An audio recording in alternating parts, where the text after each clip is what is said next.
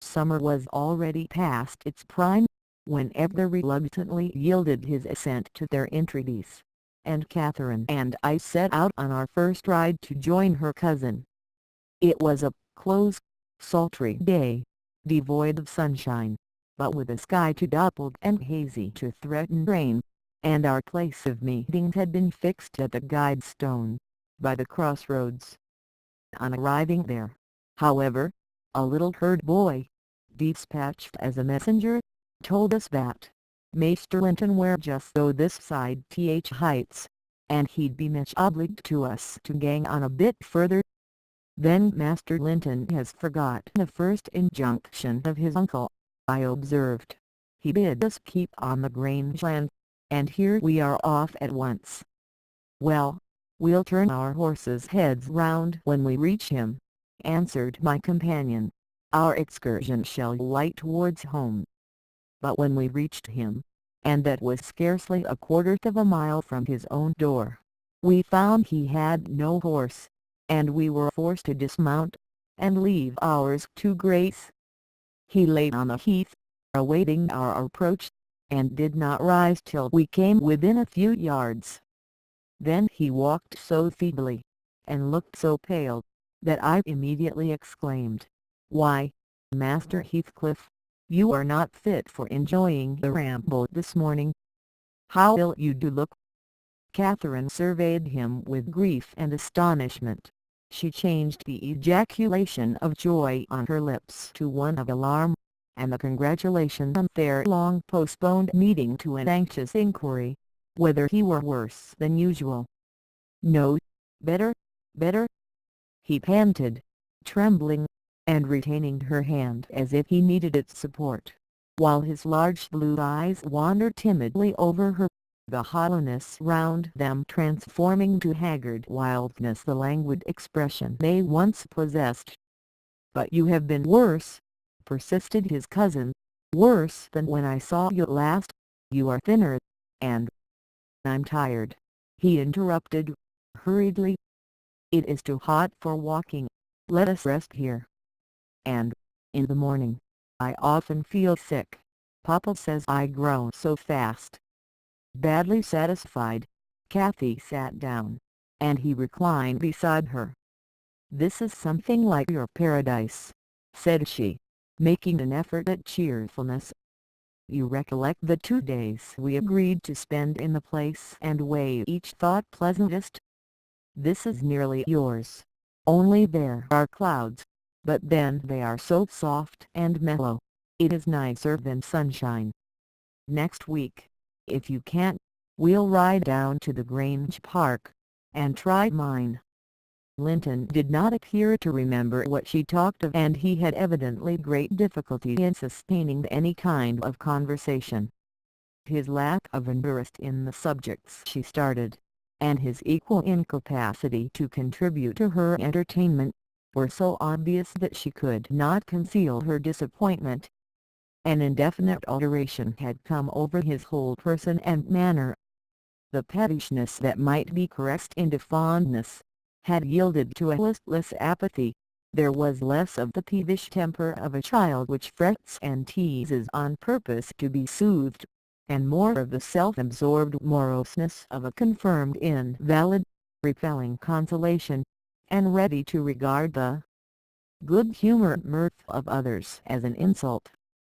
Catherine perceived, as well as I did, that he held it rather a punishment, than a gratification, to endure our company, and she made no scruple of proposing, presently, to depart.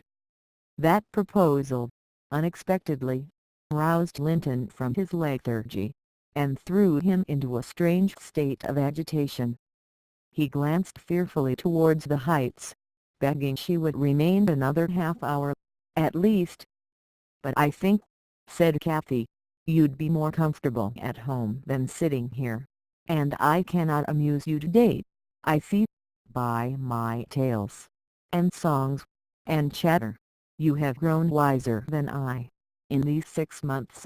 You have little taste for my diversions now, or else, if I could amuse you, I'd willingly stay." "Stay to rest yourself," he replied. "And, Catherine, don't think more, say that I'm very unwell. It is the heavy weather and heat that make me dull, and I walked about, before you came, a great deal for me. Tell Uncle I'm in tolerable health, will you?" "I'll tell him that you say so, Linton." "I couldn't affirm that you are," observed my young lady, wondering at his pertinacious assertion of what was evidently an untruth. "And be here again next Thursday," continued he, shunning her puzzled gaze. "And give him my thanks for permitting you to come, my best thanks, Catherine. And, if you did meet my father, and he asked you about me, don't lead him to suppose that I've been extremely silent and stupid. Don't look sad and downcast, as you are doing. He'll be angry." "I care nothing for his anger," exclaimed Kathy, imagining she would be its object. "But I do," said her cousin, shuddering. "Don't provoke him against me, Catherine, for he is very hard." "Is he severe to you, Master Heathcliff?" I inquired. "Has he grown weary of indulgence, and passed from passive to active hatred?" Linton looked at me, but did not answer, and, after keeping her seat by his side another 10 minutes, during which his head fell drowsily on his breast, and he uttered nothing except suppressed moans of exhaustion or pain, Kathy began to seek solace in looking for bilberries, and sharing the produce of her researches with me. She did not offer them to him, for she saw further notice would only weary and annoy. "Is it half an hour now, Ellen?" she whispered in my ear, at last. "I can't tell why we should stay. He's asleep, and Papa will be wanting us back." "Well, we must not leave him asleep," I answered. "Wait till light wakes, and be patient." "You were mighty eager to set off, but your longing to see poor Linton has soon evaporated." "Why did he wish to see me?" returned Catherine. "In his crossest humours, formerly, I liked him better than I do in his present curious mood. It's just as if it were a task he was compelled to perform, this interview, for fear his father should scold him. But I'm hardly going to come to give Mr. Heathcliff pleasure, whatever reason he may have for ordering Linton to undergo this penance. And, though I'm glad he's better in health, I'm sorry he's so much less pleasant, and so much less affectionate to me." "You think he is better in health, then?" I said. "Yes," she answered, "because he always made such a great deal of his sufferings, you know. He is not tolerably well, as he told me to tell Papa, but he's better, very likely." "There you differ with me, Miss Cathy," I remarked. "I should conjecture him to be far worse." Linton here started from his slumber in bewildered terror, and asked if anyone had called his name. "No," said Catherine, "unless in dreams." "I cannot conceive how you manage to doze out of doors, in the morning." "I thought I heard my father," he gasped, glancing up to the frowning nab above us. "You are sure nobody spoke?" "Quite sure," replied his cousin. "Only Ellen and I were disputing concerning your health. Are you truly stronger, Linton, than when we separated in winter? If you be, I'm certain one thing is not stronger, your regard for me. Speak, are you?" The tears gushed from Linton's eyes as he answered, "Yes, yes, I am." And, still under the spell of the imaginary voice, his gaze wandered up and down to detect its owner. Kathy rose. "For today we must part," she said. "And I won't conceal that I have been sadly disappointed with our meeting, though I'll mention it to nobody but you. Not that I stand in awe of Mr. Heathcliff." "Hush," murmured Linton, "for God's sake, hush. He's coming." and he clung to Catherine's arm, striving to detain her. But at that announcement she hastily disengaged herself, and whistled to Minnie, who obeyed her like a dog. "I'll be here next Thursday," she cried, springing to the saddle. "Goodbye. Quick, Ellen." And so we left him, scarcely conscious of our departure, so absorbed was he in anticipating his father's approach. Before we reached home, Catherine's displeasure softened into a perplexed sensation of pity and regret, largely blended with vague, uneasy doubts about Linton's actual circumstances, physical and social, in which I partook, though I counseled her not to say much, for a second journey would make us better judges. My master requested an account of our ongoings. His nephew's offering of thanks was duly delivered, Miss Cathy gently touching on the rest. I also threw little light on his inquiries, for I hardly knew what to hide and what to reveal. 7 days glided away, every one marking its course by the henceforth rapid alteration of Edgar Linton's state. The havoc that months had previously wrought was now emulated by the inroads of hours. Catherine we would fain have deluded yet, but her own quick spirit refused to delude her.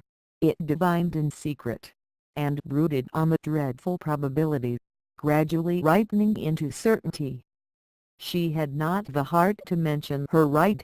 When Thursday came round, I mentioned it for her, and obtained permission to order her out of doors, for the library, where her father stopped a short time daily, the brief period he could bear to sit up, and his chamber had become her whole world. She grudged each moment that did not find her bending over his pillow, or seated by his side. Her countenance grew wan with watching and sorrow, and my master gladly dismissed her to what he flattered himself would be a happy change of scene and society, drawing comfort from the hope that she would not now be left entirely alone after his death. He had a fixed idea, I guessed by several observations he let fall, that, as his nephew resembled him in person, he would resemble him in mind, for Linton's letters bore few or no indications of his defective character. And I, through pardonable weakness, refrained from correcting the error, asking myself what good there would be in disturbing his last moments with information that he had neither power nor opportunity to turn to account. We deferred our excursion till the afternoon, a golden afternoon of August, every breath from the hills so full of life, that it seemed whoever respired it, though dying, might revive. Catherine's face was just like the landscape, shadows and sunshine flitting over it in rapid succession, but the shadows rested longer, and the sunshine was more transient, and her poor little heart reproached itself for even that passing forgetfulness of its cares. We discerned Linton watching at the same spot he had selected before. My young mistress alighted, and told me that, as she was resolved to stay a very little while, I had better hold the pony and remain on horseback, but I dissented. I wouldn't risk losing sight of the charge committed to me in a minute, so we climbed the slope of Heath together. Master Heathcliff received us with greater animation on this occasion, not the animation of high spirits though, nor yet of joy. It looked more like fear. "It is late," he said, speaking short and with difficulty. "Is not your father very ill? I thought you wouldn't come." "Why won't you be candid?" cried Catherine, swallowing her greeting. "Why cannot you say at once you don't want me? It is strange, Linton, that for the second time you have brought me here on purpose, apparently to distress us both, and for no reason besides." Linton shivered, and glanced at her, half supplicating, half ashamed, but his cousin's patience was not sufficient to endure this enigmatic behavior.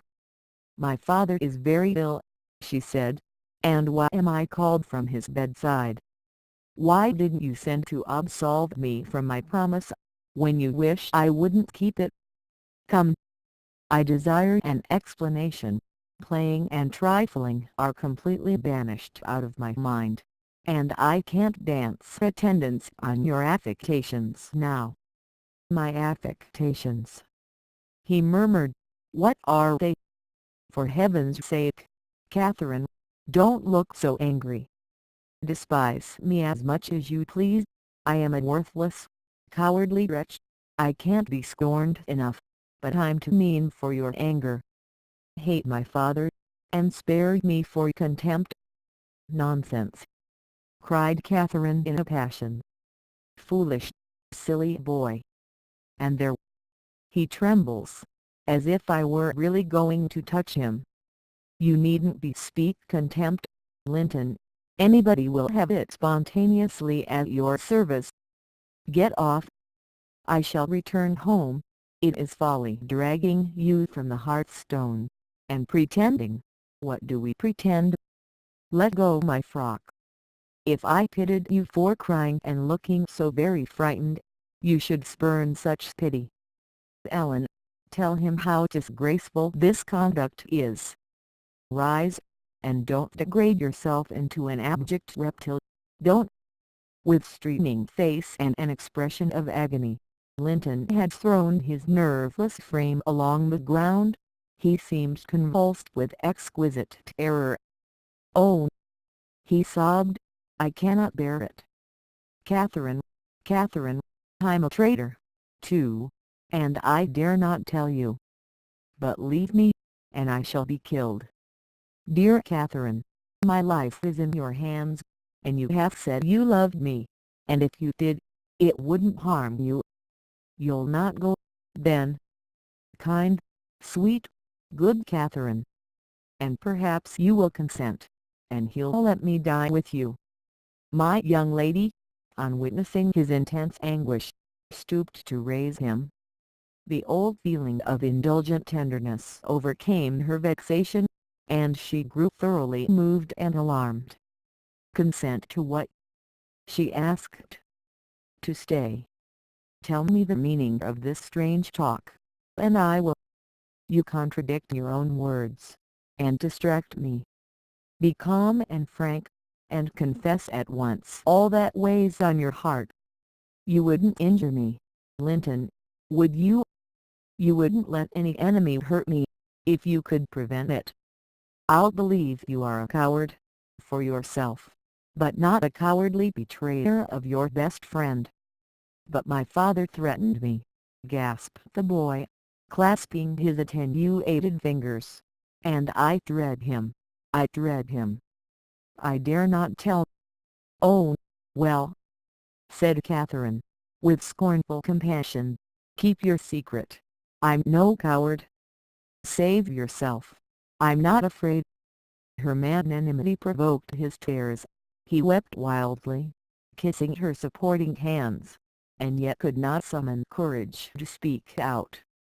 I was cogitating what the mystery might be, and determined Catherine should never suffer to benefit him or anyone else by my good will, when, hearing the rustle among the ling, I looked up and saw Mr. Heathcliff almost close upon us, descending the heights.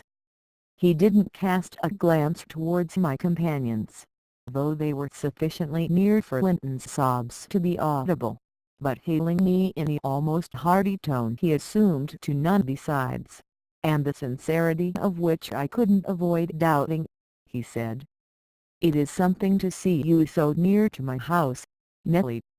How are you at the Grange? Let us hear. The rumour goes," he added, in a lower tone, "that Linton is on his deathbed. Perhaps they exaggerate his illness." "No, my master is dying," I replied. "It is true enough. A sad thing it will be for us all, but a blessing for him." "How long will he last, do you think?" he asked. "I don't know," I said. "Because," he continued, looking at the two young people, who were fixed under his eye, Linton appeared as if he could not venture to stir or raise his head, and Catherine could not move, on his account, because that lamb yonder seems determined to beat me, and I'd thank his uncle to be quick, and go before him. Alone. Has the whelp been playing that game long? I did give him some lessons about snivelling. Is he pretty lively with Miss Linton generally? Lively? No, he has shown the greatest distress, I answered. To see him, I should say, that instead of rambling with his sweetheart on the hills, he ought to be in bed, under the hands of a doctor. He shall be, in a day or two, muttered Heathcliff. But first, get up, Linton. Get up, he shouted. Don't grovel on the ground there up, this moment. Linton had sunk prostrate again in another paroxysm of helpless fear, caused by his father's glance towards him. I suppose there was nothing else to produce such humiliation. He made several efforts to obey, but his little strength was annihilated for the time, and he fell back again with a moan. Mr. Heathcliff advanced, and lifted him to lean against a ridge of turf.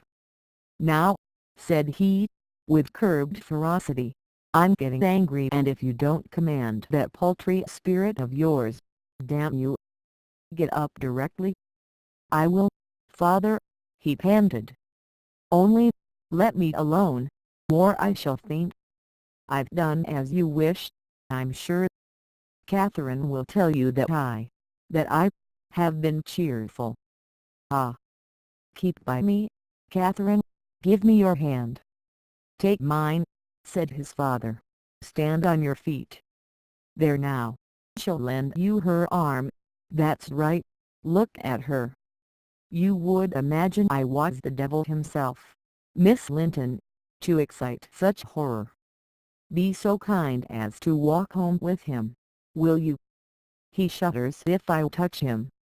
Linton dear, whispered Catherine, I can't go to Wuthering Heights, Papa has forbidden me. He'll not harm you, why are you so afraid? I can't never re-enter that house, he answered. I'm not to re-enter it without you. Stop! Cried his father. We'll respect Catherine's filial scruples. Nellie, take him in, and I'll follow your advice concerning the doctor, without delay. You'll do well, replied I. But I must remain with my mistress. To mind your son is not my business. You are very stiff, said Heathcliff. I know that, but you'll force me to pinch the baby and make it scream before it moves your charity. Come, then, my hero. Are you willing to return, escorted by me? He approached once more, and made as if he would seize the fragile being, but, shrinking back, Linton clung to his cousin, and implored her to accompany him, with a frantic importunity that admitted no denial. However I disapproved, I couldn't hinder her. Indeed, how could she have refused him herself? What was filling him with dread we had no means of discerning, but there he was, powerless under its gripe, and any addition seemed capable of shocking him into idiocy. We reached the threshold, Catherine walked in, and I stood waiting till she had conducted the invalid to a chair, expecting her out immediately, when Mr. Heathcliff, pushing me forward, exclaimed, My house is not stricken with the plague, Nellie, and I have a mind to be hospitable today. Sit down, and allow me to shut the door. He shut and locked it also. I started. You shall have tea before you go home, he added. I am by myself. Hareton is gone with some cattle to the lease, and Zillah and Joseph are off on a journey of pleasure, and, though I'm used to being alone, I'd rather have some interesting company, if I can get it. Miss Linton, take your seat by him.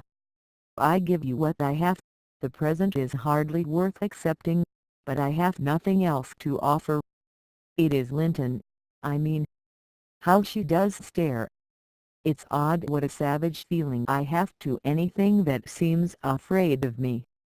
Had I been born where laws are less strict and tastes less dainty, I should treat myself to a slow vivisection of those two, as an evening's amusement. He drew in his breath, struck the table, and swore to himself, by hell, I hate them. I am not afraid of you, exclaimed Catherine, who could not hear the latter part of his speech. She stepped close up, her black eyes flashing with passion and resolution. Give me the key, I will have it, she said. I wouldn't eat or drink here, if I were starving. Heathcliff had the key in his hand that remained on the table. He looked up, seized with a sort of surprise at her boldness, or, possibly, reminded, by her voice and glance, of the person from whom she inherited it. She snatched at the instrument, and half succeeded in getting it out of his loosened fingers, but her action recalled him to the present. He recovered it speedily. Now, Catherine Linton, he said, stand off, or I shall knock you down, and that will make Mrs. Dean mad. Regardless of this warning, she captured his closed hand and its contents again. We will go, she repeated, exerting her utmost efforts to cause the iron muscles to relax, and finding that her nails made no impression, she applied her teeth pretty sharply. Heathcliff glanced at me, a glance that kept me from interfering a moment. Catherine was too intent on his fingers to notice his face. He opened them suddenly, and resigned the object of dispute, but, there she had well secured it. He seized her with a liberated hand, and, pulling her on his knee, administered with the other a shower of terrific slaps on both sides of the head, each sufficient to have fulfilled his threat, had she been able to fall. At this diabolical violence I rushed on him furiously. You villain! I began to cry. You villain! A touch on the chest silenced me. I am stout, and soon put out of breath, and, what with that and the rage, I staggered dizzily back and felt ready to suffocate, or to burst a blood vessel. The scene was over in 2 minutes. Catherine, released, put her two hands to her temples, and looked just as if she were not sure whether her ears were off or on. She trembled like a reed, poor thing, and leant against the table perfectly bewildered. I know how to chastise children, you see, said the scoundrel, grimly, as he stooped to repossess himself of the key, which had dropped to the floor. Go to Linton now, as I told you, and cry at your ease. I shall be your father, tomorrow, all the father you'll have in a few days, and you shall have plenty of that. You can bear plenty, you're no weakling. You shall have a daily taste, if I catch such a devil of a temper in your eyes again. Cathy ran to me instead of Linton, and knelt down and put her burning cheek on my lap, weeping aloud. Her cousin had shrunk into a corner of the settle, as quiet as a mouse, congratulating himself, I dare say, that the correction had alighted on another than him. Mr. Heathcliff, perceiving us all confounded, rose, and expeditiously made the tea himself. The cups and saucers were laid ready. He poured it out, and handed me a cup. Wash away your spleen, he said, and help your own naughty pet and mine. It is not poisoned, though I prepared it. I'm going out to seek your horses. Our first thought, on his departure, was to force an exit somewhere. We tried the kitchen door, but that was fastened outside. We looked at the windows, they were too narrow for even Cathy's little figure. Master Linton, I cried, seeing we were regularly imprisoned, you know what your diabolical father is after, and you shall tell us. or I'll box your ears, as he has done your cousins." "Yes, Linton, you must tell," said Catherine. "It was for your sake I came, and it will be wickedly ungrateful if you refuse. Give me some tea, I'm thirsty, and then I'll tell you," he answered. "Mrs. Dean, go away. I don't like you standing over me. Now, Catherine, you are letting your tears fall into my cup. I won't drink that. Give me another." Catherine pushed another to him, and wiped her face. I felt disgusted at the little wretch's composure, since he was no longer in terror for himself. The anguish he had exhibited on the moor subsided as soon as ever he entered Wuthering Heights, so I guessed he had been menaced with an awful visitation of wrath if he failed in decoying us there, and, that accomplished, he had no further immediate fears. "Papa wants us to be married," he continued, after sipping some of the liquid. "And he knows your papa wouldn't let us marry now, and he's afraid of my dying if we wait, so we are to be married in the morning, and you are to stay here all night, and, if you do as he wishes, you shall return home next day, and take me with you." "Take you with her, pitiful changeling!" I exclaimed. "You marry? Why, the man is mad. Or he thinks us fools, everyone. And you imagine that beautiful young lady, that healthy, hearty girl, will tie herself to a little perishing monkey like you? Are you cherishing the notion that anybody, let alone Miss Catherine Linton, would have you for a husband? You want whipping for bringing us in here at all, with your dastardly puling tricks, and, don't look so silly, now. I've a very good mind to shake you severely, for your contemptible treachery, and your imbecile conceit." I did give him a slight shaking, but it brought on the cough, and he took to his ordinary resource of moaning and weeping, and Catherine rebuked me. "Stay all night?" "No," she said, looking slowly round. "Ellen, I'll burn that door down, but I'll get out." And she would have commenced the execution of her threat directly, but Linton was up in alarm for his dear self again. He clasped her in his two feeble arms, sobbing, "Won't you have me, and save me? Not let me come to the Grange? Oh, darling Catherine! You mustn't go and leave, after all. You must obey my father, you must." "I must obey my own," she replied, and relieve him from this cruel suspense. "The whole night. What would he think? He'll be distressed already. I'll either break or burn away out of the house. Be quiet. You're in no danger, but if you hinder me, Linton, I love Papa better than you." The mortal terror he felt of Mr. Heathcliff's anger restored to the boy his coward's eloquence. Catherine was near distraught. Still, she persisted that she must go home, and tried entreaty in her turn, persuading him to subdue his selfish agony. While they were thus occupied, our jailer entered. "Your beast's half trotted off," he said, "and, now Linton," snivelling again, "what has she been doing to you? Come, come, have done, and get to bed. In a month or two, my lad, you'll be able to pay her back her present tyrannies with a vigorous hand. You're pining for pure love, are you not? Nothing else in the world, and she shall have you. There, to bed. Zillah won't be here tonight. You must undress yourself. Hush! Hold your noise. Once in your own room, I'll not come near you, you needn't fear. By chance, you've managed tolerably. I'll look to the rest." He spoke these words, holding the door open for his son to pass, and the latter achieved his exit exactly as a spaniel might which suspected the person who attended on it of designing a spiteful squeeze.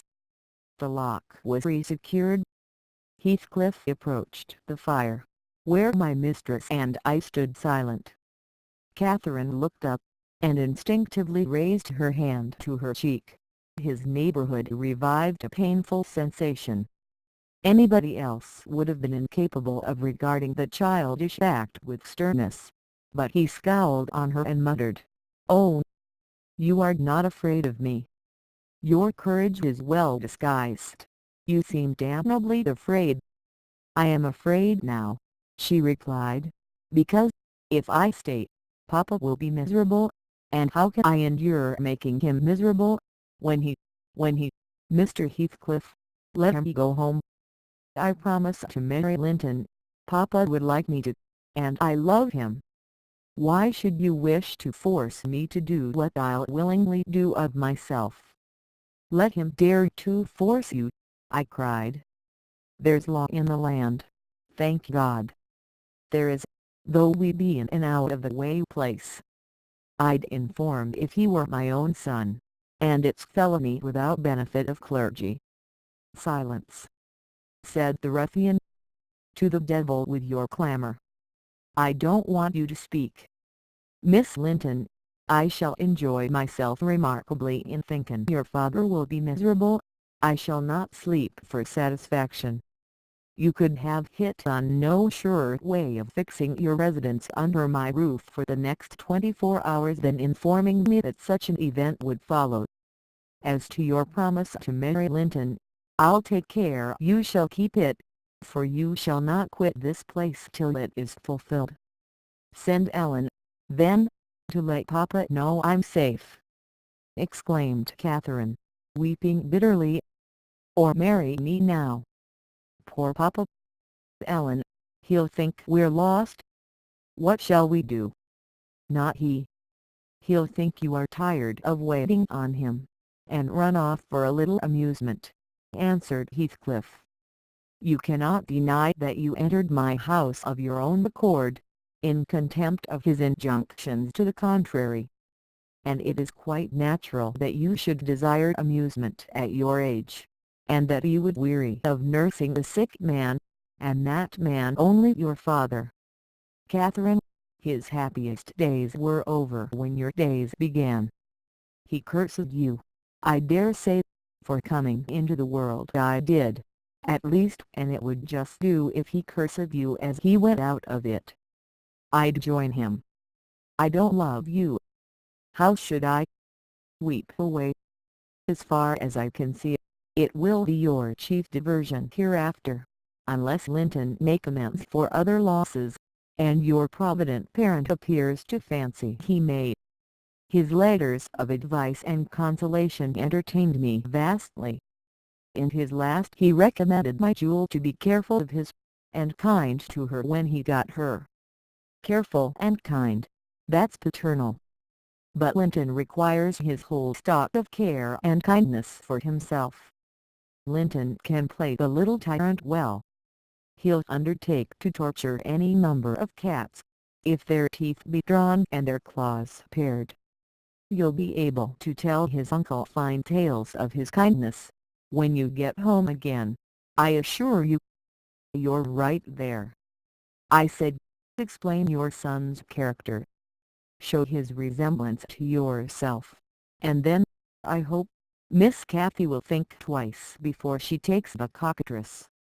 I don't much mind speaking of his amiable qualities now," he answered, "because she must either accept him or remain a prisoner, and you along with her, till your master dies. I can't detain you both, quite concealed, here. If you doubt, encourage her to retract her word, and you'll have an opportunity of judging." "I'll not retract my word," said Catherine. "I'll marry him within this hour, if I go to Thrushcross Grange afterwards. Mr. Heathcliff, you're a cruel man, but you're not a fiend, and you won't, from mere malice, destroy irrevocably all my happiness. If Papa thought I had left him on purpose, and if he died before I returned, could I bear to live? I've given over crying, but I'm going to kneel here, at your knee, and I'll not get up, and I'll not take my eyes from your face till you look back at me. No, don't turn away. Do look. You'll see nothing to provoke you. I don't hate you. I'm not angry that you struck me. Have you never loved anybody in all your life, Uncle? Never? Ah. You must look once. I'm so wretched, you can't help being sorry and pitying me. Keep your fingers off, and move, or I'll kick you," cried Heathcliff, brutally repulsing her. "I'd rather be hugged by a snake. How the devil can you dream of fawning on me? I detest you." He shrugged his shoulders, shook himself, indeed, as if his flesh crept with aversion, and thrust back his chair, while I got up, and opened my mouth, to commence a downright torrent of abuse. But I was rendered dumb in the middle of the first sentence, by a threat that I should be shown into a room by myself the very next syllable I uttered. It was growing dark. We heard a sound of voices at the garden gate. Our host hurried out instantly. He had his wits about him, we had not. There was a talk of 2 or 3 minutes, and he returned alone. "I thought it had been your cousin Hareton," I observed to Catherine. "I wish he would arrive.